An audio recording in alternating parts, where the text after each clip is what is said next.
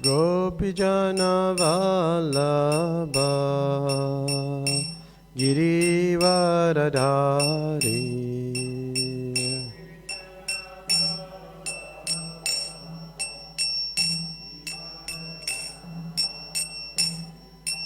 Yashodanandana Brajajana Ranjana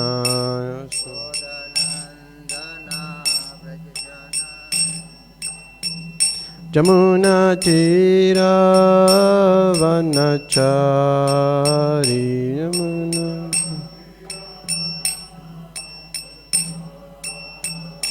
Jaya Radha Madhava Kunja Vihari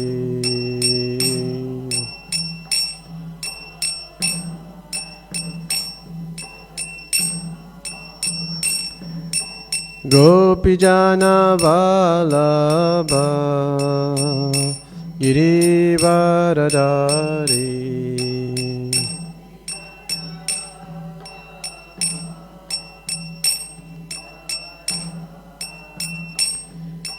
Yashodanandana Brajajana Ranjana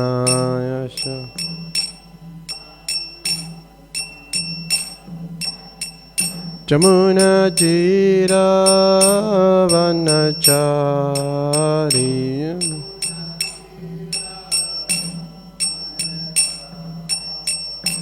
Jaya Radha Madhava Kunja Bihari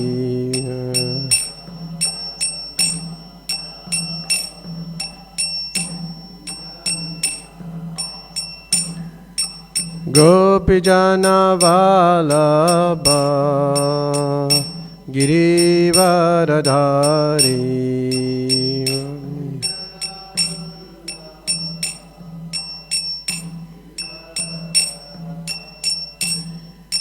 Yashodanandana Brajajana Ranjana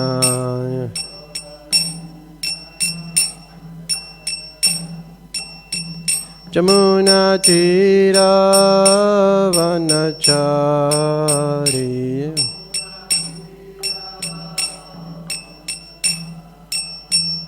Jaya Radha Madhava Kunja Bihari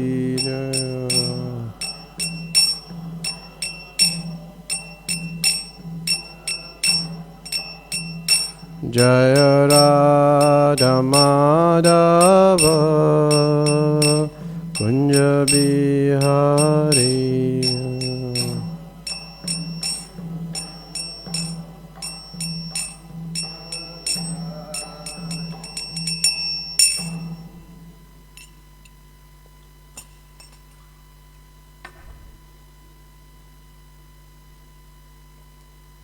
Jai Vishnupad Paramahamsa Pravijayacharya Story Srimad Divine Grace A.C. Bhaktivedanta Swami Prabhupada Ki Jai Vishnupad Paramahamsa Pravijayacharya Story Srimad Divine Grace Bhaktisiddhanta Saraswati Goswami Maharaj Prabhupada Ki Ananti Goti Vaishnavrinda Ki Nam Acharya Shiladas Thakur Ki Prem Sakaho Sri Krishna Chaitanya Prabhu Nityananda Shri Advaita Gadadhar Shivasari Gaur Bhaktivinoda Ki Shri Radha Krishna Gopa Gopinath Shyam Kun Radha Kun Giri Govardhan Ki Vrindavan Navadip Dham Ki Gangamai Jamunamai Ki Bhakti Devi Tulasi Devi Ki Sama Veta Bhakti Vrinda Ki Nitai Gaur Premanande.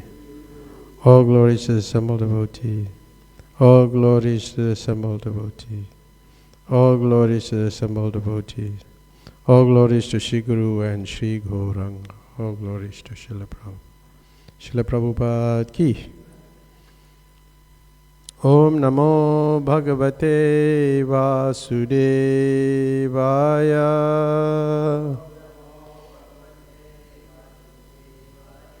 Om Namo Bhagavate. Vasudevaya.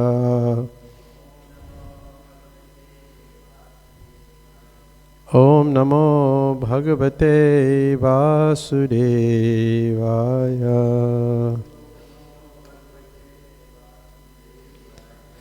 So reading from the Srimad Bhagavatam, 4th Canto, Chapter 19, text number 26.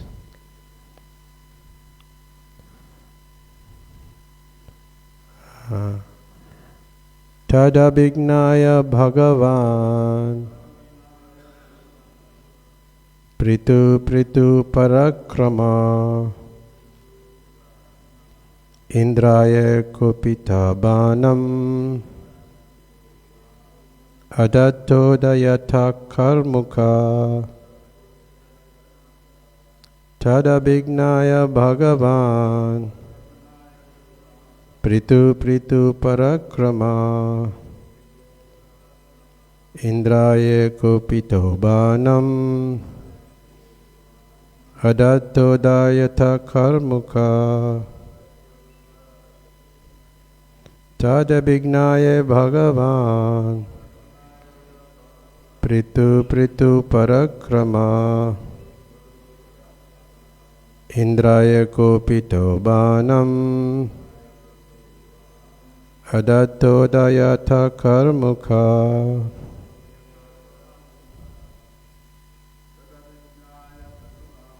Tadabhignaya Bhagavan Pritu Pritu Parakrama Indraya Kupito Banam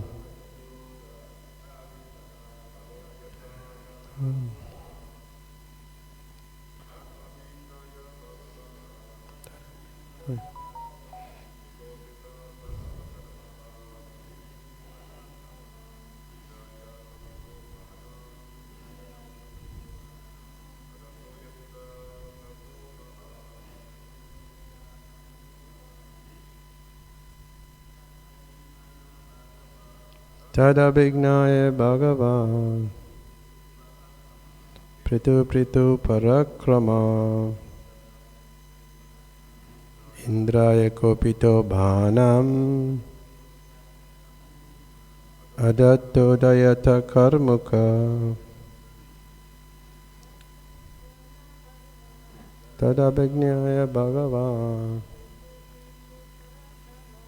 Pritu Pritu Parakrama Indraya Kopito Bhanam Adattodayata Karmuka.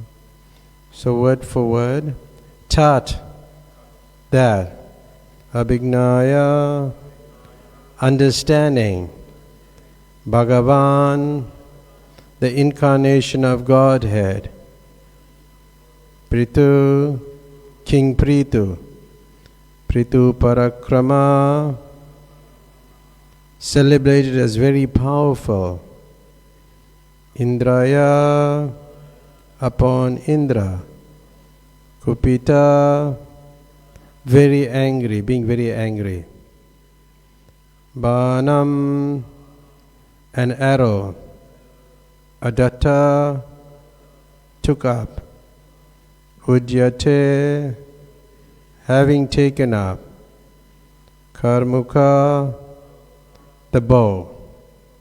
Translation.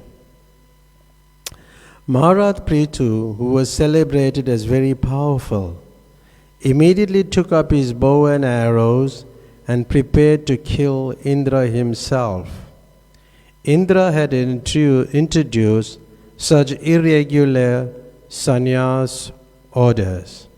Purport by His Divine Grace A.C. Bhaktivedanta Swami Prabhupada. It is the duty of the king not to tolerate the introduction of any irreligious systems. Since King Prithu was an incarnation of the Supreme Personality of Godhead, certainly his duty was to cut down all kind of irreligious systems. Following in his footsteps, all heads of state should themselves be bona fide representatives of God and should cut down all irreligious systems. Unfortunately, they are cowards who declare a secular state. Such mentality is a way of compromising religious and irreligious systems. But because of these, citizens are generally becoming uninterested in spiritual advancement. Thus, the situation deteriorates to such an extent that human society becomes hellish. The translation again, Maharaj Prithu, who was celebrated as very powerful, immediately took up his bow and arrows and prepared to kill Indra himself, because Indra had introduced such irregular sannyas orders. So over the weeks we have been going through the 4th canto of the Bhagavatam, and now we are on text number 26. And in the purport, there are few points, the short purport, and there are few points that are very important. One is that the king does not, or the leader does not tolerate the introduction of irreligious systems. And it's his duty to cut down all kinds of irreligious systems. And the third point is that because leaders want to be good to everybody, so they declare a secular state. So they compromise religious and irreligious principle. They don't want to displease anybody, totally, and they don't want to. They want to have a religious system, but at the same time they want to have it all embracing, all inclusive, but sometimes to the detriment of the society. And that is why they don't advance spiritually, because there's irreligious systems, and people become uninterested over course of time. We see that people are becoming uninterested in spiritual advancement. And what happened? Then the situation deteriorates, and then society becomes hellish. So the whole thing is in this purport. I just paraphrased everything. In this purport, that King Prithu was a strong king, and he was prepared to kill Indra himself, because he was not was engaging in a sinful act by stealing the horse when it was sacrificed, when the sacrifice was done. So why was he prepared to kill Indra himself? And that is good leadership, which we'll discuss later. Like in the Krishna consciousness movement, how do we advance spiritually? We advance spiritually to the mercy of Krishna. And the real guru is never killed. But the so-called gurus, the pseudo-gurus, the false gurus, they should be killed. They should be killed. Like Krishna's main duties at least two main duties why he appears: to protect the saints, that's paratranaya sadhunam, and to destroy the miscreants, vinaschaya duskritam. Because demons who challenge Krishna, they also want to share in his property. They want to enjoy the kingdom of God without God. And they are enemies. And killing enemies is acceptable in this context. But the question of killing one's guru, that's not what we meant to do. But Prabhupada writes in a purport that sometimes for Krishna's sake, if necessary, one may have to kill the guru. But this is only if Krishna wants it. So in this case, Prithu Maharaj had that intention to kill Indra because he was engaging in a sinful act. He was engaging in a sinful act. Because, as we were explaining, Guru and Krishna are the same in one sense. We get Krishna consciousness to the mercy of both. But the real guru is never to be killed, but the pseudo guru or the false guru should be killed. So therefore, in the verse itself, it's saying that King Prithu prepared himself with his bows and arrows to kill Indra. And just like, we see the example of Prahlad Maharaj, who witnessed Nishingadev killing his father. And in Vedic culture, the father is also the guru. Father is also guru. But here we see the guru is being killed. But Prahlad Maharaj did not protest in any way or try to save him from being killed. Because Prahlad understood that the body is not the real self. He had that understanding, and that the soul is his father. So he accepted that Lord's action, but later he prayed for his father's deliverance. So I'm looking at it from that context. Then we find that the importance of a leader is described in the purport, especially in terms of governmental institutions. When one is a ruler or the leader, they suppress religion in various ways. Various ways. Depending on the political system, the legal framework, so many cultural contexts. And some of the ways they suppress religion is anti-religious legislation. Because where the government may enact certain laws that restrict religious practices, maybe banning certain religious activities, certain religious groups, registration requirements, like when you want to register a society, a religious society, then one has to go through a whole process, often creating bureaucratic obstacles that inhibit their activities. Like we find in the Juhu story. In the Juhu story, there were so many obstacles. There were so many obstacles placed in presence of Prabhupada to build a temple. But he promised that he's going to build a temple for Radha Rasa Bihari. That was his promise. And he wanted to fulfill that promise.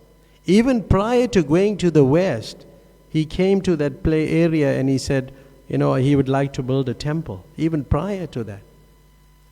So he came, he wanted to do that, but when he wanted to do that, there were so many obstacles. So these are called legal restrictions, because you had to go through the bureaucracy of state institution. You'll be passed from one person to the next, and nobody will be doing anything until you may give them a bribe or something like that. So even to register the society, register a spiritual institution, there are so many restrictions. Here we see Prithu is ready to kill Indra. But in that, I just picked up that point now, that in the Juhu story, Srila Prabhupada prayed to Lord Nishingadev to kill Mr. Naya, because he was causing so much pain to the people, and he had so many obstacles. But we'll bring that point up again later. So then there's also, in state institutions, they have control and surveillance, because the government, like especially in the Western, in the European countries, in the Western world, they monitor religious gatherings and activities. They monitor. So they use, technology to control, to monitor. Then there's censorship and propaganda. In a way, they restrict or censor religious content in media and publications to limit the spreading of religious ideas. There's repression and coercion, harassment, intimidation, arrests and detention for somebody practicing spiritual life. We found this in Russia, in other parts of the world, where devotees were arrested, and of recent even one of our sannyasis were arrested. So there is arrest and detention. Because when you're participating in religious activities, it's deemed as illegal and subversive. You know? So even like education and indoctrination, just like in, we all go to school, we have a morning prayer. We're praying every morning. I don't know what we used to pray. I forget the prayer, but yeah, but we should pray in the morning. But in state institutions, especially education departments, the child is subjected to indoctrination from an early age.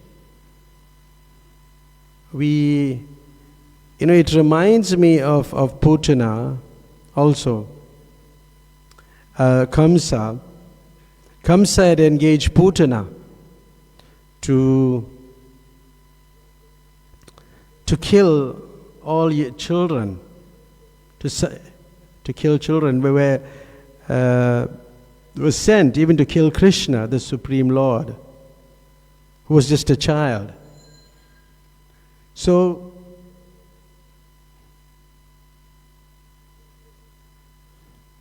yeah. So was Kamsa sent his representatives. Now the same representatives are in the form of educators, teachers. Because if somebody speaks about religious, their religious beliefs and their processes they follow in spiritual life, there's somebody to suppress it. But in the case of Kamsa, even before Krishna took birth, he was sent to suppress or to kill. So this is what institutions do. Nowadays, in the new government, it is not so. They don't bother too much about what people practice. But in the apartheid government, yes, they were, and in the previous government, they're very conscious that if you practice any philosophy outside their beliefs, especially the Christian tradition, they allowed it, but they would monitor it also. Because I worked in the State Department, and we had to go through so much of media clearances. If you didn't know that they had an Indian council, which is called the South African SAIC, the South African Indian Council, which was where I worked in the building, and they would have discussions, and they were Indian people, like Rajbansi was one of them, but there were others, whites and things, and they would be there to suppress anything that was against their principles. Many people don't know the background of what goes on in the public sector at that time, in the apartheid time. So there's economic and social pressures, so many cultural and social suppression, like restriction of religious symbols, banning of display of religious symbols, so many things. Limiting and prohibiting religious festival, rituals, expression of faith. So that's like really what is a representative of, where Kamsa's representatives are employed in all this place to kill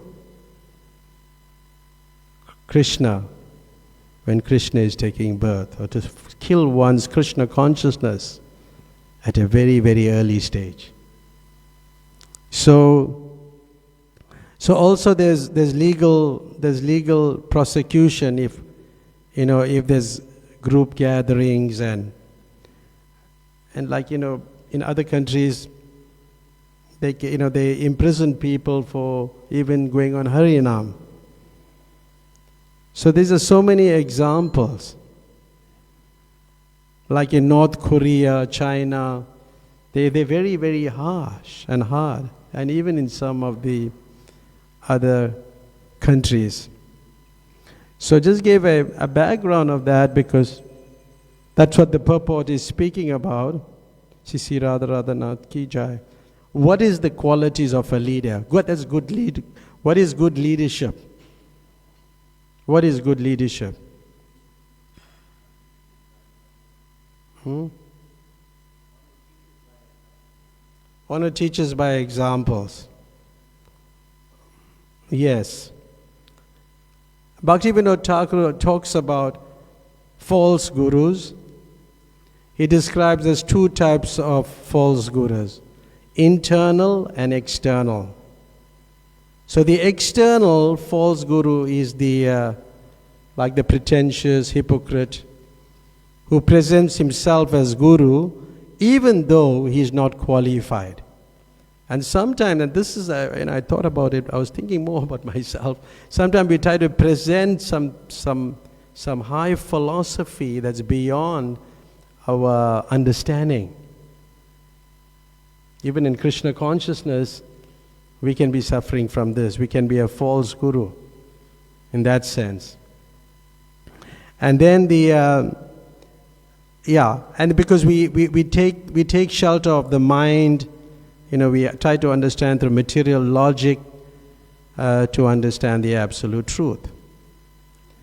And Bhaktivinoda Thakur in the Krishna Samhita writes that those who are on the path of attachment, Rag Marg, should avoid the first obstacle.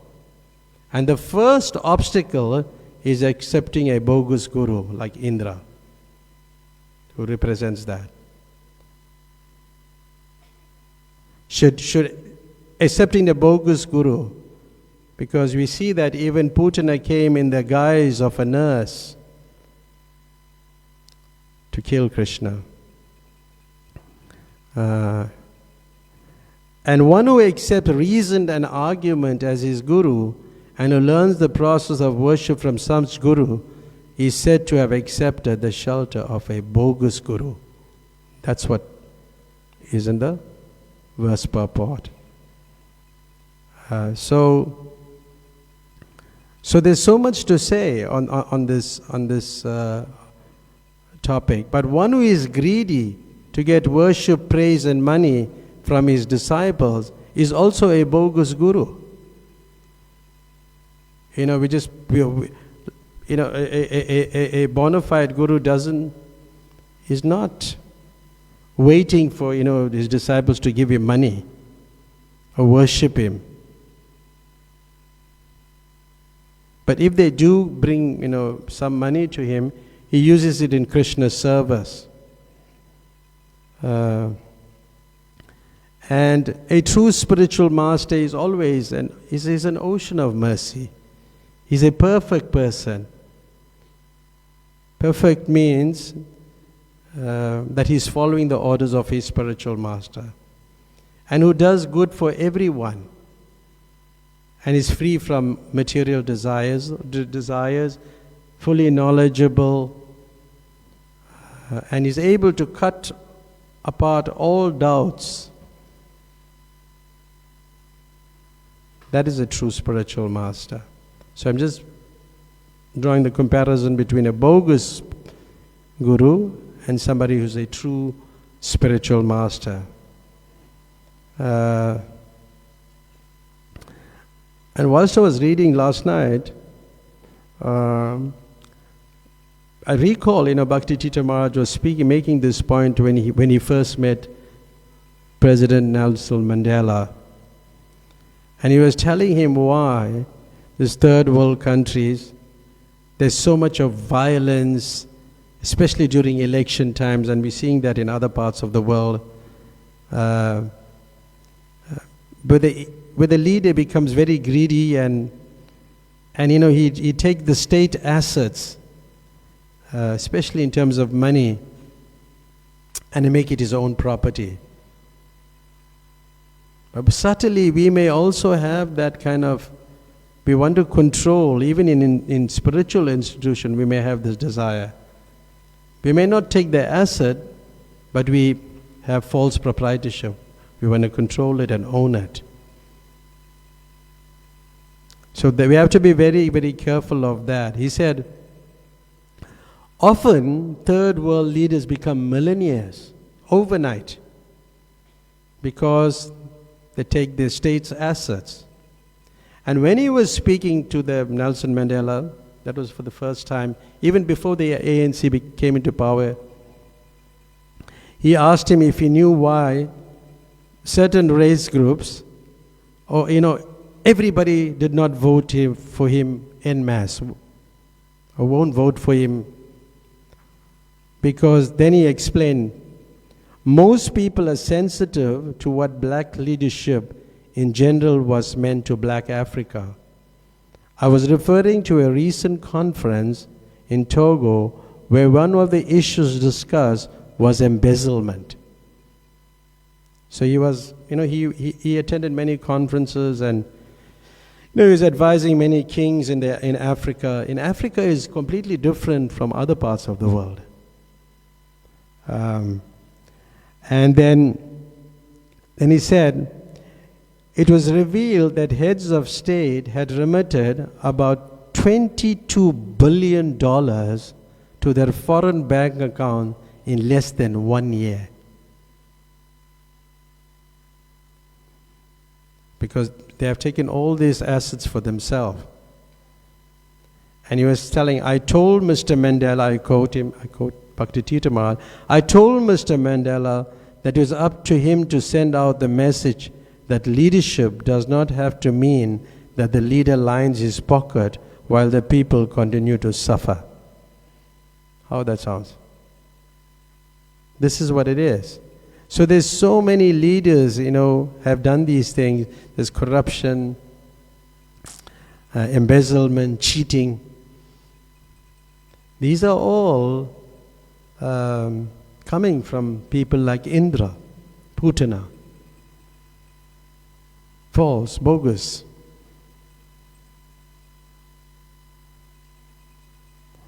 What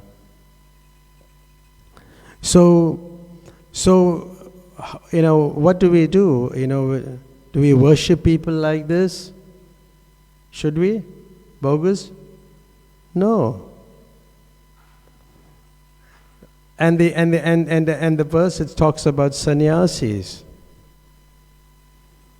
Sometimes you wonder, because we hear in Kali Yuga, one shouldn't take sannyas.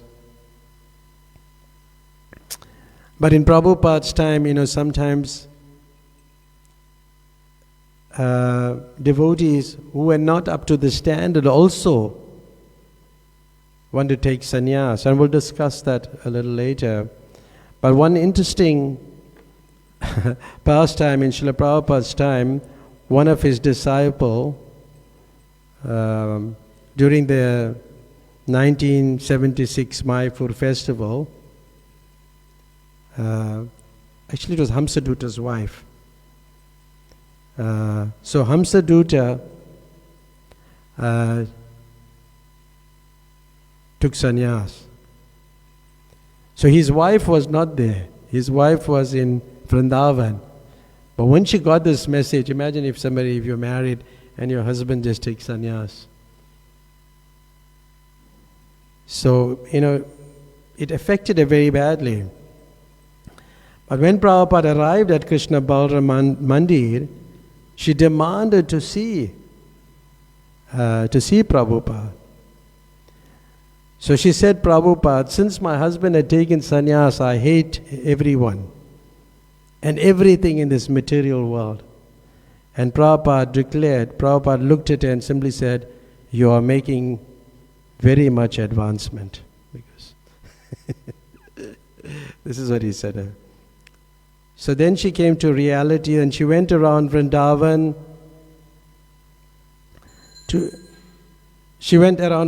to ask like different widows how to act when the husband takes sannyas. Generally the process is one, very systematically we go through the whole process of being celibate, married life, retired life, vanaprastha life, and then take sannyas. So she learned that it was customary to worship the shoes or the objects of his. So her idea was to make a deity. A deity. So she went to the usual Loy Bazaar, which is one of the bazaars. It reminds me the Gaur Nitai deities we also bought in. Not actually Loy Bazaar. It's Ritya Bazaar. It's the next bazaar from Loy Bazaar. So we bought the deities, Gaur Nitai deities. Adikeshava bought it. And I went and picked it up and we both went to Govardhan with the deities. Those Gaur Nitai deities. So she got this deity and then she dressed him like a sannyasi, put a danda in his hand and placed him at the altar and of course began worshipping him. So this happened while Srila Prabhupada was in Bombay. So when he came back, Himavati wanted to show him how she was faithfully worshipping her husband in separation. So she brought the deity before Prabhupada. She probably thought that he would figure it out. It was an image of her husband, Hamsaduta. But when Prabhupada saw the deity, he exclaimed, "You cannot dress Gaur Nitai like sannyasis. We worship them like princes, like a prince." But she didn't have the heart to tell him that it was her husband. But she realized that her idea was bogus and she gave it up. So these things come up. So these bogus tendencies, as it's there in the verse in the purport, we can understand this is coming from bogus gurus. Therefore, a qualified leader or a person who's a good leader will eradicate such bogus leaders. And therefore, Prithu Maharaj took up his bow and was prepared to kill Indra. Sometimes, we overestimate. Just like at one time, the devotees thought, well, Srila Prabhupada is Krishna. Anyway, that was in New Vrindavan, and there was a great offense. But the worst was, there was only one thing worse than underestimating the Guru. Underestimating the Guru is not good, but overestimating the Guru, that's also not good. That's bad. But only one devotee at that time, I recall, Hayagriva Prabhu, was the only person who protested, so he was the most intelligent among them. And then after speaking to Prabhupada on the phone, one devotee, Rupanuga, who was one of the GBC men, he triumphantly announces to the devotees in New Vrindavan that the sannyasis have been speaking nonsense and nobody should listen to them. And Prabhupada, he is a dear servant of Krishna, but he's not Krishna. We don't preach like that. And surrendering to the spiritual master a bona fide spiritual master is the best qualification for spreading this movement of Krishna consciousness to the Western world or wherever we are. And we should have unflinching faith in Krishna. It is also important when we preach to new people is to request them to develop a strong faith in Srila Prabhupada. Generally, when I meet people, I give them lectures of Prabhupada, or if I'm cultivating them or developing them to advance in spiritual life, we make them hear about Prabhupada.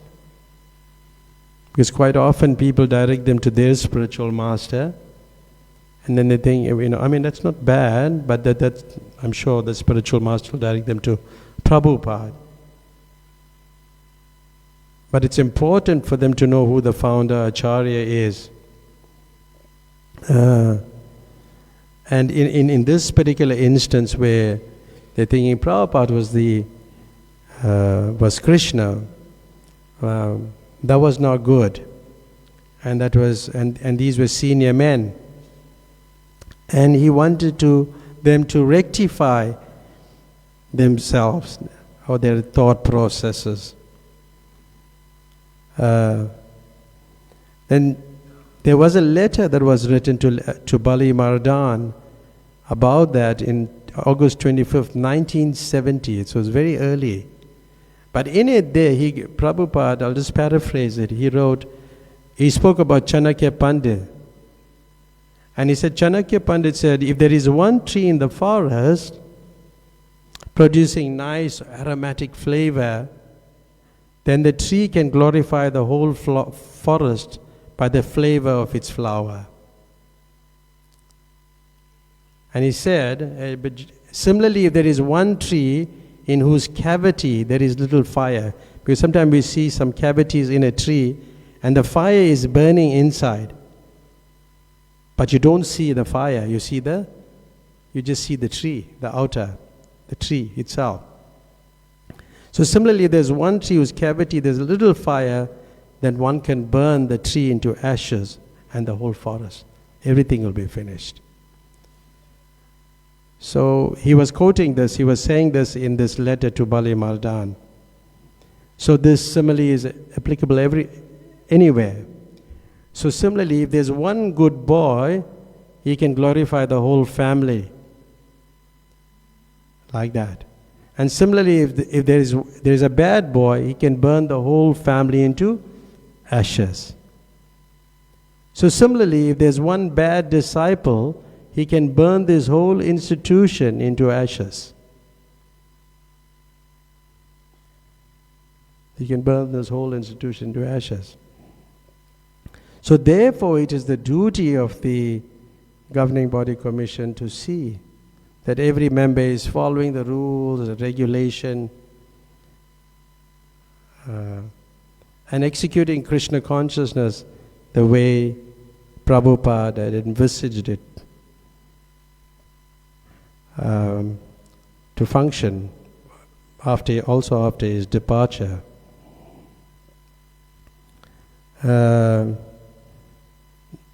Just before I came here, I was looking at a few things. When Lord Chaitanya accepted sannyas, was mainly one of the reasons to deliver the Mayavad sannyasis.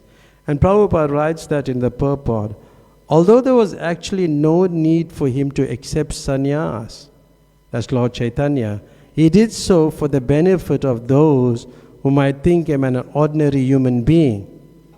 The main purpose of his accepting sannyas was to deliver the Mayavad sannyasis. This is in the Adi Leela, chapter 7, text 33 purport. And also, sannyasis from the Hare Krishna movement do not associate with Mayavad sannyasis, nor accept invitations from people who consider Mayavad sannyasi and Vaishnavas to be one and the same. There's so many examples.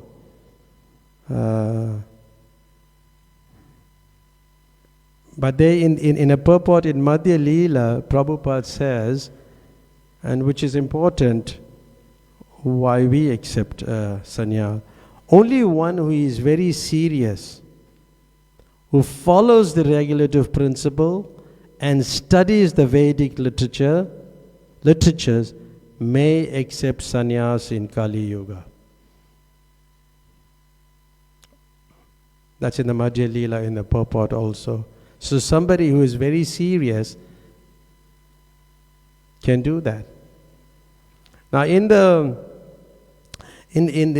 Chaitanya Charitamrita, also in the Adilila, there's an incident of where a neophyte devotee who was questioning Lord Chaitanya, who was chanting Gopi, Gopi, instead of the holy name of Krishna. So the devotee, he does not understand the significance of Lord Chaitanya's action, and he perceived that to be offensive. The devotee does not understand the significance of Lord Chaitanya's action, and is thus perceived as offensive. In response, Lord Chaitanya becomes angry and rebukes the student, which escalates to a physical confrontation. The devotees have to intervene to calm the situation. There was like kind of a misunderstanding, and it became a little more physical. But then we look at Lord Chaitanya's perspective. So I was trying to paraphrase the pastime and look at it from Lord Chaitanya's perspective, where Lord Chaitanya's reaction emphasized that the chanting of Gopi Gopi and the holy name of Krishna are on a transcendental level. It's on a spiritual level. It's beyond mundane piety or ritualistic value. This is the actions of a pure devotee. And Lord Chaitanya, like Lord Chaitanya, often beyond the comprehension of neophyte devotees. But we also have people who are not immersed in this, and then they want to imbibe this or enter into this deep rasa tattva, intimate association of the gopis, the ras leela. We have so many people nowadays who want to speak about this.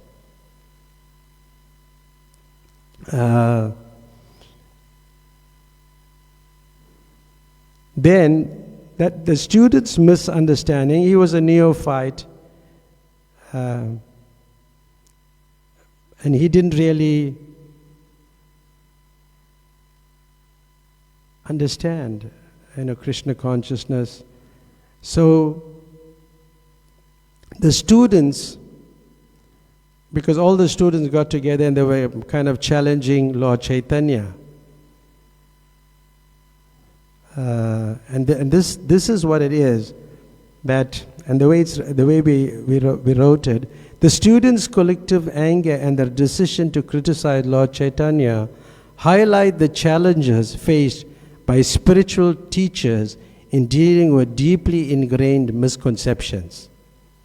The situation escalates as the students, driven by the lack of understanding and pride, retaliate and criticize the Lord.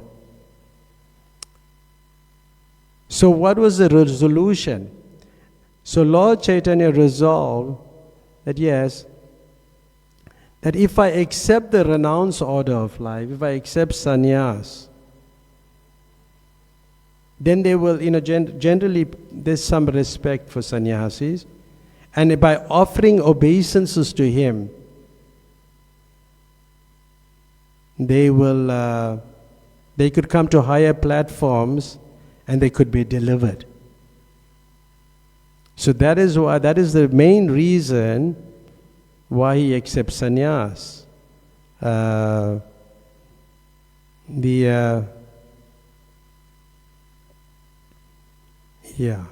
To gain, he believed that a sannyas is more likely to receive reverence.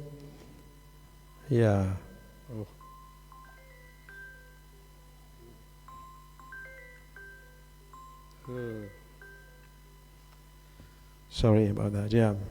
So therefore he accepts sannyas. I just wanted to read from the Chaitanya, there's the last point, and then we can take some question. He writes in the purport, Sri Chaitanya Mahaprabhu, they will diminish their offenses and are automatically awaken to their natural position of devotional service. As it is said, Nitya Siddha Krishna Prema Sadhu Kabunai. Krishna Prema can be awakened in a purified heart.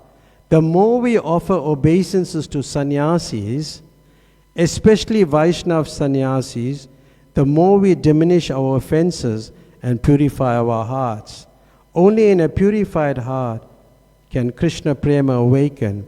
This is the process of Sri Chaitanya Mahaprabhu's cult, the Krishna consciousness movement. Because his Lord Chaitanya is saying, offering obeisances will relieve them of all reactions to their offenses, then by their grace, devotional service will awaken in their pure hearts. Hare Krishna, thank you very much. Any comments or questions? We got like about a few minutes. We can take some, if there's any comments or questions.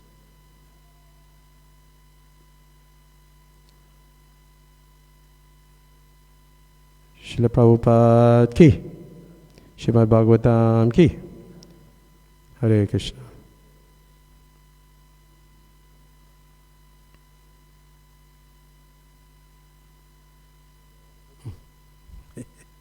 You had a good sleep?